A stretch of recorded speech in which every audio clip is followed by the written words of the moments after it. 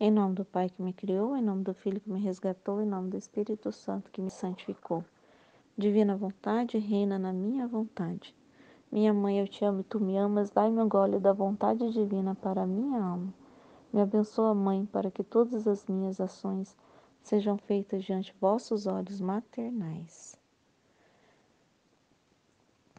30 de junho de 1901, volume 4.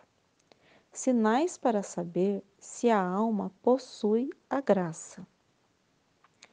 Encontrando-me em meu estado habitual, por pouco tempo meu dulcíssimo Jesus fez-se ver todo fundido em mim e me disse: Minha filha, queres saber quais são os sinais para conhecer se a alma possui minha graça? E eu: Senhor, como lhe agrade a tua santíssima bondade. Então, que Jesus vai explicar para ela como que uma alma sabe se tem, né, se possui Jesus dentro dela, se possui Deus dentro dela, né, se possui a graça, né, a graça de ter Jesus, né, dentro dela. Então ele prosseguiu. O primeiro sinal para ver se a alma possui a minha graça é que tudo que possa ouvir ou ver no exterior, então tudo que ela vê e ouve fora, né, não interno, o que ela vê externo, que pertence a Deus, no interior daí sente uma doçura, uma suavidade toda divina, não comparável a nenhuma coisa humana e terrena. Acontece como a uma mãe, que mesmo ao respirar, a voz conhece ao parto de suas vísceras na pessoa de um filho e se alegra de alegria. Né? Vou parar aqui. Então, o que ele está falando? Como que a pessoa sabe se ela tem a graça de Deus? Se ela tem Deus, né? Porque tudo é graça na gente.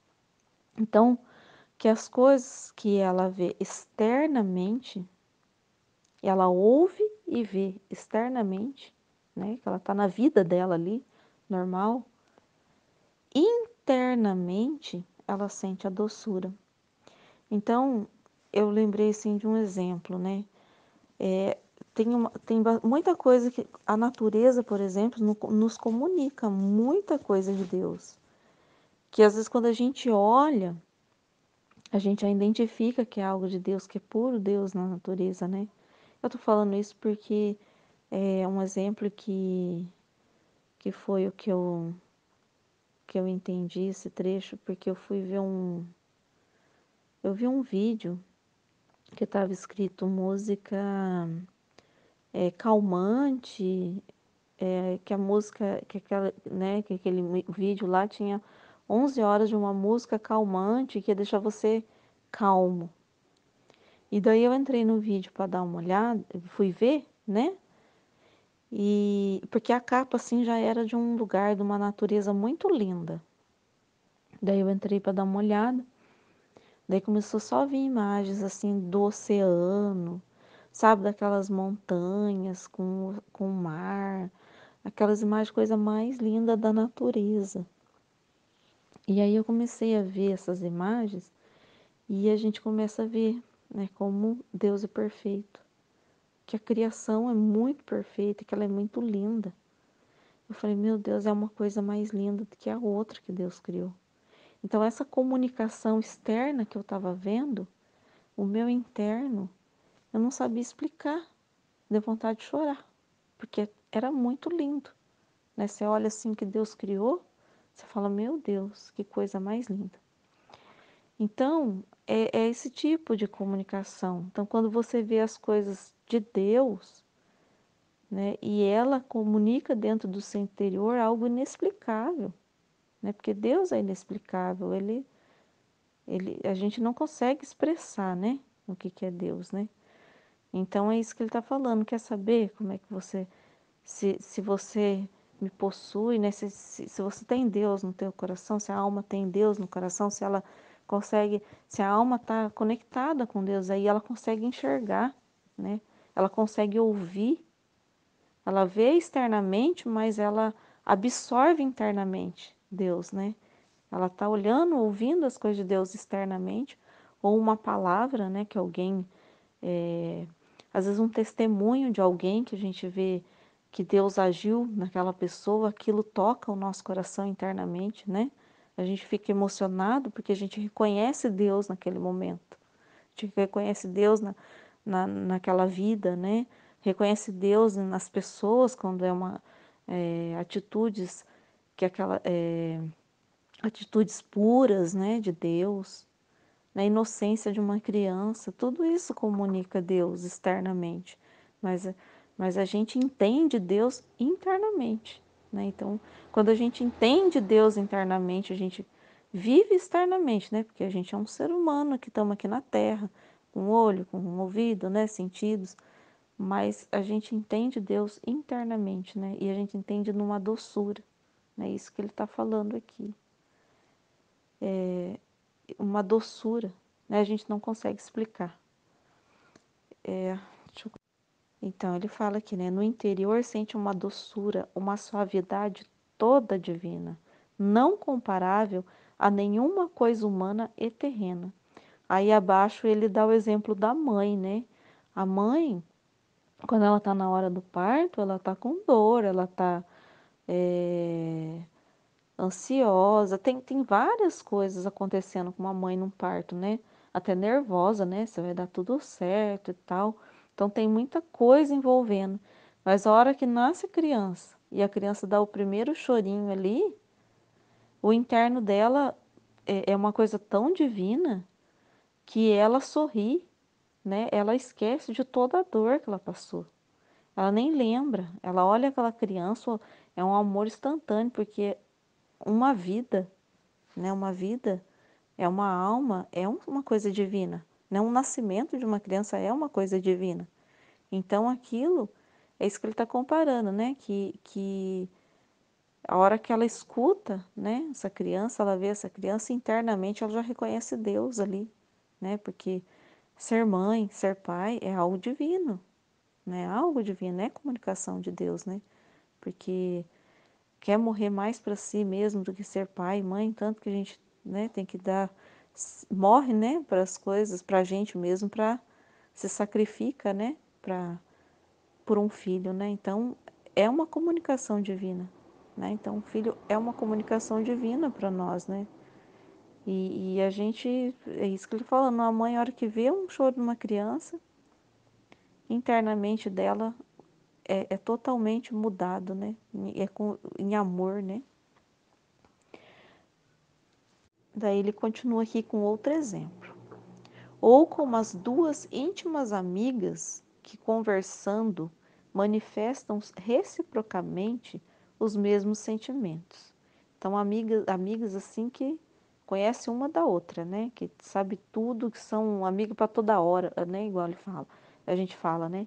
Inclinações, alegrias, aflições, e encontrando esculpidas uma na outra suas mesmas coisas, sentem prazer, gozo e tornam-se tanto amor que não sabem separar-se. Então, aqui ele está fazendo uma outra comparação. É de duas amigas, muito amigas, vamos imaginar uma amizade aí de uma vida toda, que ela se alegra, né? Se alegra quando a amiga está alegre, ela entristece quando a amiga está triste, né? Elas, ai, tem uma palavra, né? Quando a gente fala que uma sente a mesma coisa que a outra, né? Tem uma palavra, uma afinidade, né? Chama afinidade tão grande que uma sabe até os pensamentos da outra, né? Então ele está falando aqui que isso não se explica. E é uma alegria, né? Quando a gente, por exemplo, se você vê que a amiga está triste, você consegue entender aquela amiga, né? Sem ela falar, né? Sem ela falar, você já sabe que ela está triste. E aquilo você sente junto com ela e vocês compartilham da mesma tristeza. Isso também é algo divino, né? Isso também é divino, né? Você ter essa hoje fala resiliência, eu não sei, né? Você se coloca no lugar do outro, você sofre com o outro, né? Então isso também é algo divino. Assim, a graça interior que reside na alma, ao ver exteriormente o parto de suas próprias entranhas, ou seja, ao encontrar-se naquelas mesmas coisas que formam sua essência, acoplam-se e faz sentir na alma tal alegria e doçura que não se sabe expressar. Então aqui o interior reconhece o exterior, né? O que ela vê, o que é da natureza dela, porque o interior é graça divina e aí ela reconhece o exterior, a graça divina também no exterior, né? É algo que ela entende, ela reconhece, né? A sua essência. É isso que Jesus está falando, que reconhece a essência, né? Então aquilo se torna doçura, alegria, que não se sabe expressar. Isso que é difícil. Eu estou tentando falar e não consigo me expressar. Porque daí vocês olhando o exemplo, vocês vão ter que pegar algo da vida de vocês assim tão íntimo, né? De Deus, e você vai sentir aquela doçura e a gente não consegue mesmo expressar.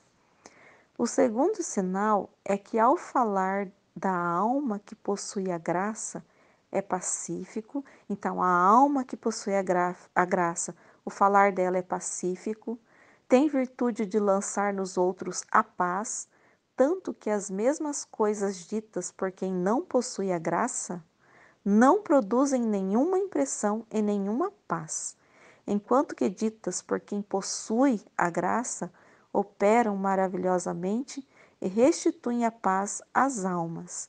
Então, assim, quem possui a graça, quando fala com alguém, ele leva a paz na vida daquela pessoa, né?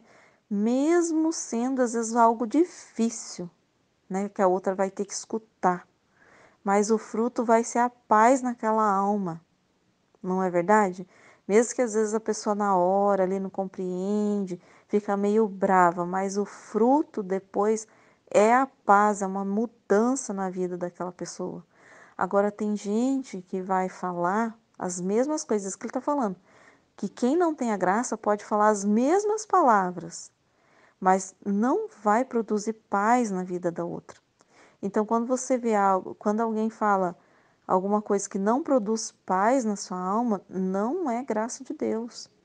Então, quando produz paz, mesmo que, isso que eu estou falando, mesmo que às vezes a pessoa vai falar algo que vai ser meio difícil na hora de escutar, mas depois, né, aquela alma, quando é de Deus, vai produzir paz, né? Vai produzir paz, vai produzir esperança, vai produzir mudança. Então, vai produzir frutos. Então, aquela pessoa que fala e que transmite essa paz para outra, ela tem a graça de Deus, né? Quem fala e não produz nada, ela não tem a graça de Deus. Além disso, minha filha, a graça despoja a alma de tudo. Então, além disso, a graça, ela desapega a alma de tudo, né? Então, a alma fica desapegada de tudo. E da humanidade, né, faz um véu para estar coberta, de modo que quebrando esse véu se encontra o paraíso na alma de quem a possui. Então, a nossa parte humana, ela só é um véu para cobrir a nossa alma, né? Que a nossa alma, quando ela tem a graça de Deus, ela é um paraíso, né? Ela é um céu formado. Ela se forma um céu lá dentro, né? É uma alma cheia de luz, um céu, né? Então aqui, quando está aqui na Terra, ela tem esse véu que cobre, que é o nosso corpo, né? É um véu. Mas isso aqui só serve também para nós se locomover, se comunicar, porque nós estamos aqui na Terra, né? Então é um véu que cobre, mas o nosso interior, que é a alma, ela é um paraíso, ela é um céu. Então, não é maravilha se nessa alma se encontra. Então, não é maravilha se nessa alma se encontra verdadeira humildade, obediência e demais. Então, o que ele está falando? Que nessa alma se encontra verdadeira humildade, obediência e demais virtudes, se encontra tudo. Porque dela não fica outra coisa que um simples véu, e vê com clareza que dentro dela está toda a graça, que obra e que lhe tem em ordem todas as virtudes e a faz estar em contínua atitude para Deus. Então, quando a alma ela é o paraíso de Deus, né, ela fica coberta só pelo véu da humanidade, mas dentro dela tudo é em contínua atitude para Deus. Então tudo está ordenado. É o céu, né, que a gente fala que é divina vontade. A gente está formando esse céu, né, esse paraíso para Deus morar, né, para ser morada de Deus, né. Então a gente está sempre em atitude para Deus, né. Amém, Fiat.